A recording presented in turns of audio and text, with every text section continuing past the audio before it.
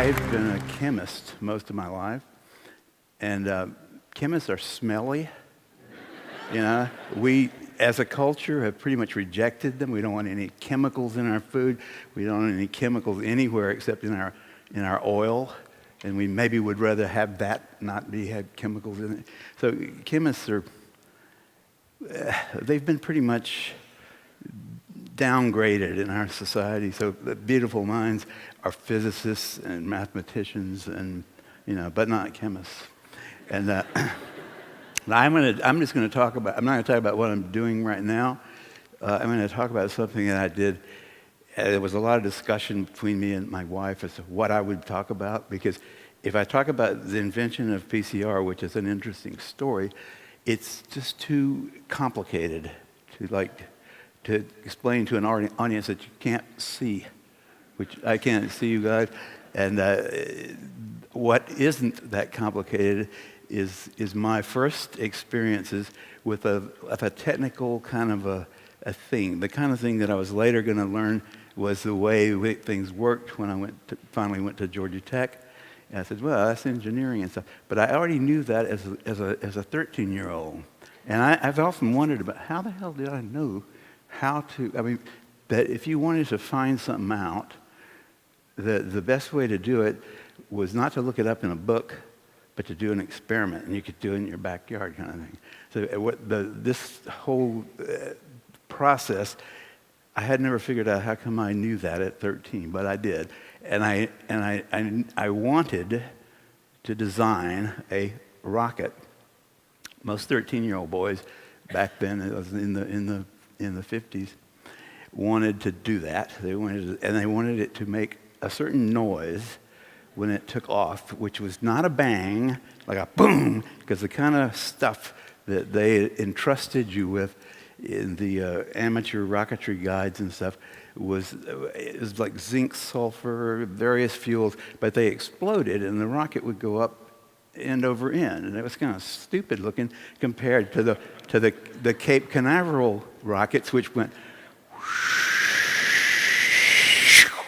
like that, and it was like we wanted that effect, and I thought, you don't get that and we wanted it actually to be comfortable for a little frog, because we knew that frogs had aspirations for space travel, and they were always acting like it at any rate.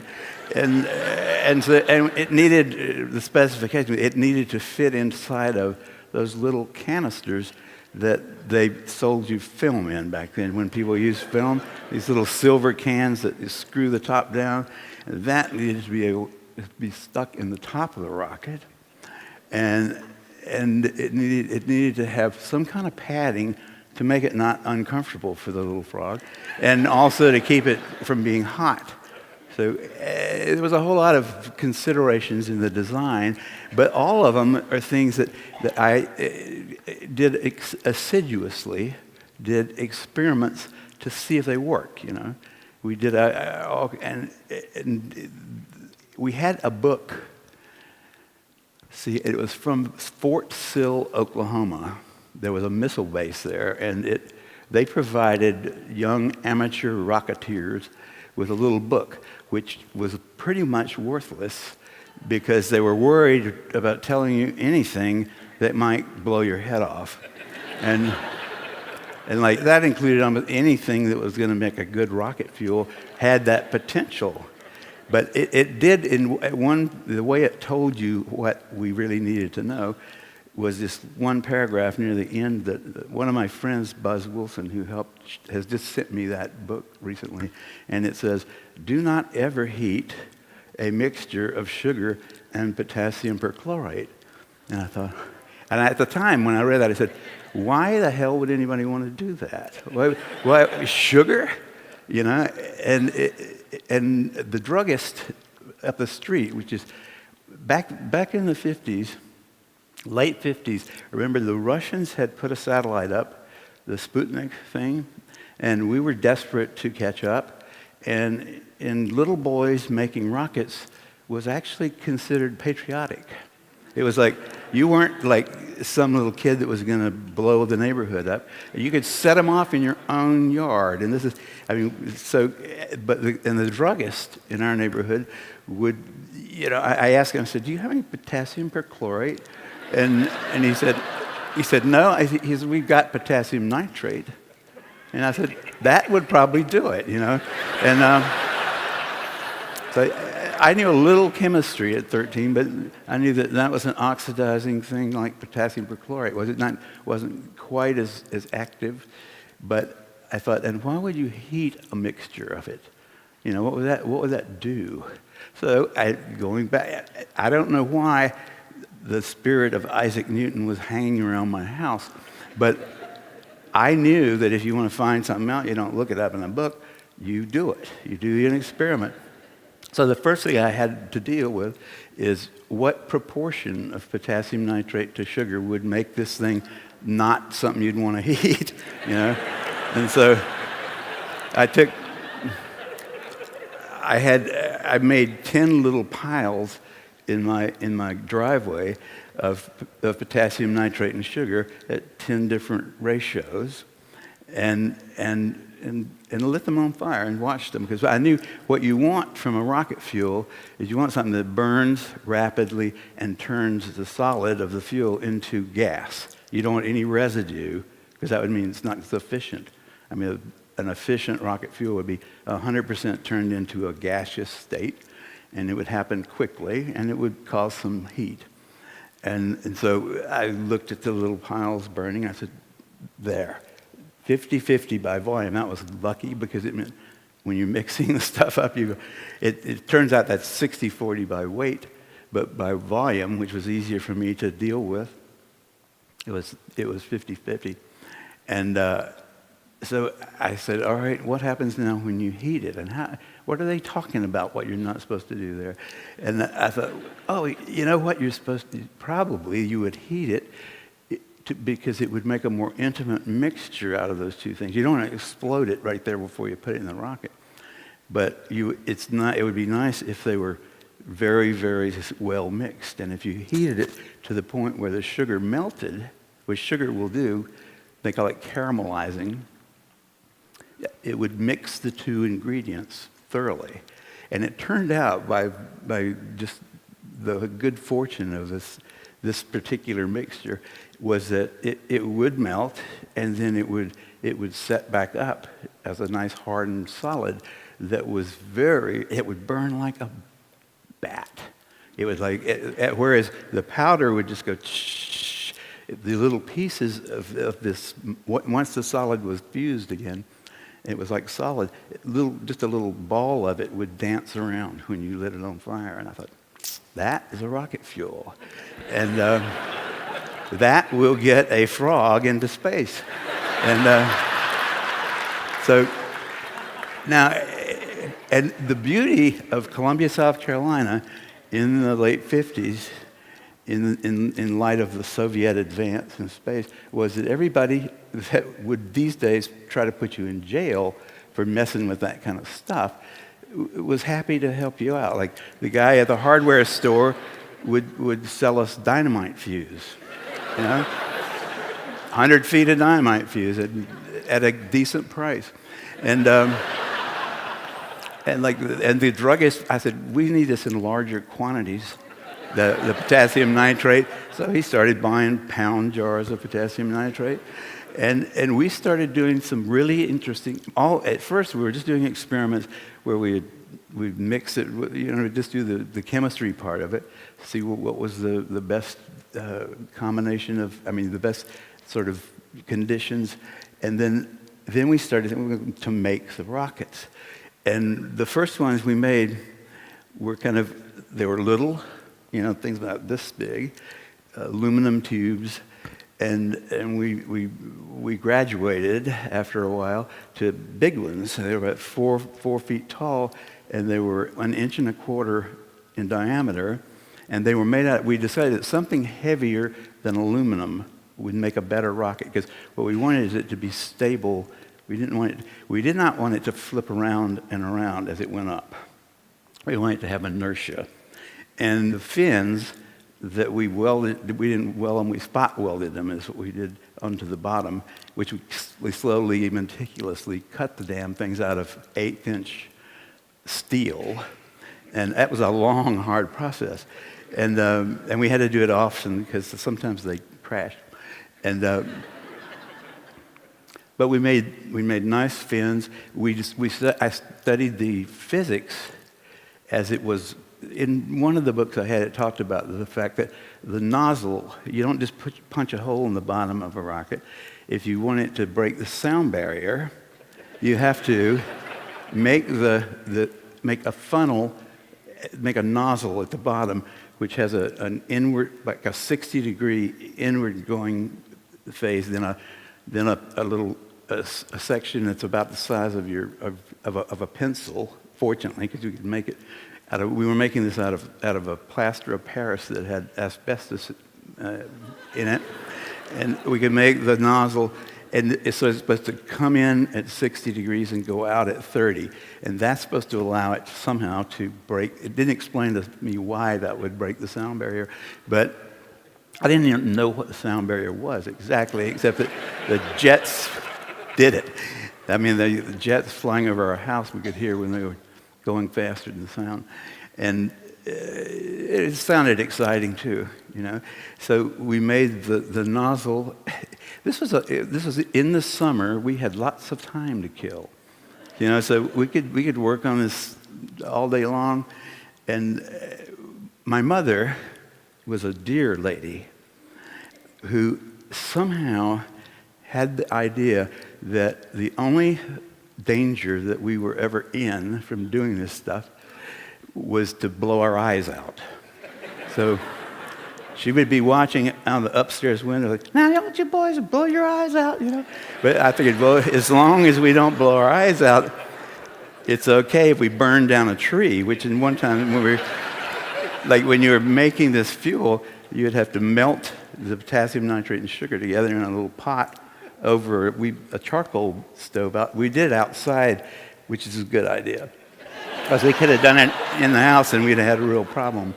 But we discovered that while you were heating the fuel at the beginning, once you'd mixed it together before you put it in the rocket, when you were heating it, you had to stir it quite well. In fact, we had to make a little wooden spoon with a very flat front. I mean, you had to saw off basically a normal wooden spoon so that when you scrape the bottom of the pot, it would not leave any little pieces of the fuel, because we discovered quickly that while it's melting, you have to do it slowly. If it ever gets red looking, or these little red places forming in it, get the hell out of there. And it's like, because it will go up by itself. And so there was little things like that. We're observing what we were doing and taking notes. And it's like, see, once you had the rocket built, then you'd pour the fuel in it. And the first couple of times we did it, we just poured it in, let it set up. We'd put the fuse in first before at the bottom, so it was attached. It would get stuck to the fuel. And they made a lot of smoke, and they did burn. And sometimes they would lift off a little bit, not really what we wanted. And I started thinking, and you know, I can't figure out where all these things came from in my head, because, I mean, I knew about geometry. I didn't know differential calculus at all. I didn't think of what is the rate at which this is burning, but I realized somehow intuitively that while the fuel was getting fused, when it was still a liquid, it was down in the tube that you'd pour it in. If you pushed a dowel, like a little wooden dowel, about say 3/8 of an inch wide, down the thing and turned it while the fuel was setting up, you'd end up with a hole going all the way through the rocket from the bottom to the top.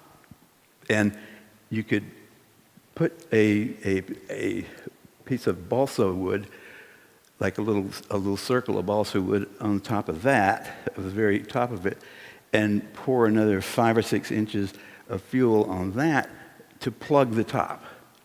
So now you have, when you light this thing, the fuse, the fire goes from inside to the outside rather than up the tube, which vastly increases the rate of combustion. Because, I mean, later on I realized, okay, the differential it's the radius growing larger, and it makes the perfect thing. You don't have to have a pump that pumps fuel in like you get the same effect in that it goes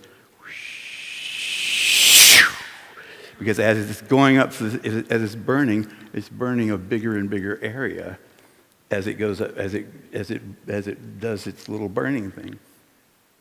And it made it was a very spectacular kind of a thing. And the first person, the official person to watch it, was a cop. And because at first when we started, we were doing it in our backyard, and we had neighbors. And apparently one of them notified the local constabulary that there was somebody setting off rockets that could fall on their house, which we had taken that into account. We knew that we didn't want to fire it toward anything, but we were sitting out in the backyard we had just about to light the fuse, and this cop just sort of wandered up and he was looking at it. And this is the nature of it's like these days, that would get you arrested quickly. We'd have been handcuffs, drugged, No, it wasn't that way then. It was patriotic, what we were doing. We were trying to catch up with the Russians. And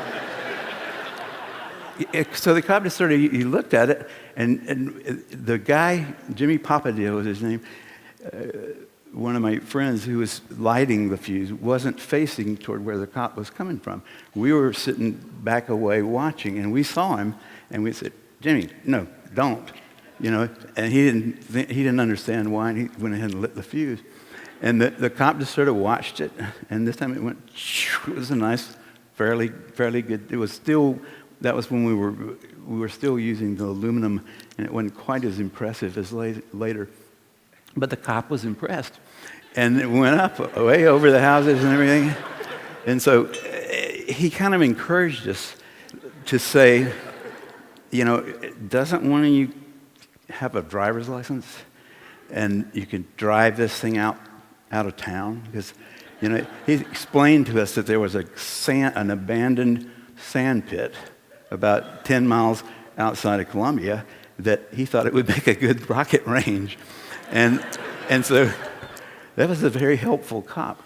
And so we did. And so as the rockets got bigger, and then the frogs got involved. We made the little chamber for the frogs and shielded it with all kind of stuff so that the frog would, at the very end, see, if you have the hole up through there, it builds up its pressure inside the tube, and then it starts burning through the plug, which is the fuel that's been poured into the very top of the rocket. And as soon as it gets through there, then it blows the pressure, whatever left pressure is left in the tube. It now blows out. That blows out the nose cone. That would blow out there was between the nose cone and the frog, there was a bunch of padding. You put ground up balsa wood in there, and then right on the top of the frog's little chamber, to protect him from the heat, there'd be a bunch of this little asbestos kind of stuff ground up in there, and then it would have a little red parachute to bring him back, because the rocket would fall wherever it fell, and it usually would bury itself in the sand pit. By the time we got down to the sand pit, the rocket would fall and go all the way into the sand and just leave the fins kind of sticking out. And if we were lucky, they didn't get bent because we could use it again. So that actually put a frog up. What I calculated, I said, how do we know how far this is going? And so we could measure how far it was from where we were standing with our little hard hats on, by the way.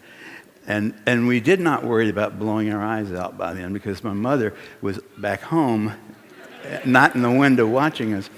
And so we thought that would be silly to wear safety glasses or something like that. And because we were going to be some little distance from this because we had the luxury of dynamite fuse. We estimated the height of the thing by saying when you can see the red parachute, because the thing actually goes out of sight, and you see the red parachute, we'll know how high that is if we have this little protractor attached to a pointer on a little tripod, which you had made.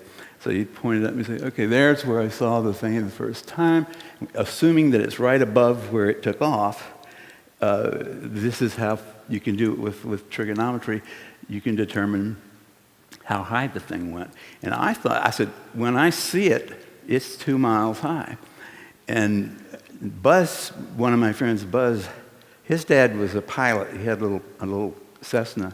And he said, that thing, you don't send something up 2 miles up there. And I said, yeah, I said, when I see it, I don't know how high it goes, but when I first see it, I've measured it a couple of times now. It's about 2 miles high. So he flew over our sand pit one day, a little too low for safety, because he didn't realize this thing was going to go past him at a rapid clip. So we don't know if it went 2.5 or 3 miles, but it passed him at 2. And it was, and the frog, miraculously, the frog survived. I mean, the very first, one time the frog didn't survive, but the whole rocket blew up. It was right now, it was like the thing, we would launch it we had a big piece of, they call that stuff that makes, when you're pouring concrete, you a lot of times stick these little rods in it, and they have a name. Yeah, rebar.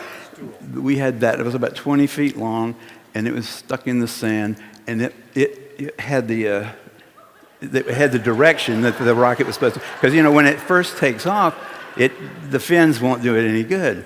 So this would give it about 20 feet to get moving to the point where the fins could keep the back of the rocket down, and it was like that was a really cute little system. It was really. And here's these little boys doing it. I look back at it and I think, Jesus Christ, we were doing this when I was about 14. We were really getting it to work. And who knows how high that frog went. We don't know how the Russians are doing, actually, but they can't be doing much better. It's like their satellite didn't have a frog in it. But it was quite a way to sort of be. It was a fun way to spend the summer, and it was like it sort of reinforced these feelings that I already had about how you do science. I mean, that you experiment, that you try everything that might fail or whatever. You do as many little experiments on the ground before you ever put the frog in there. But we really enjoyed it, and once we moved out of the neighborhood out to the sand pit, then there were some people that lived near the sand pit that one time they got a little irritated because it landed in the pine trees and it started a little fire. But most people, I don't think they cared. It turned out we were in the flight pattern from Columbia Airport, which was not. There weren't enough planes taken off to realize that until this one time. I think that's enough.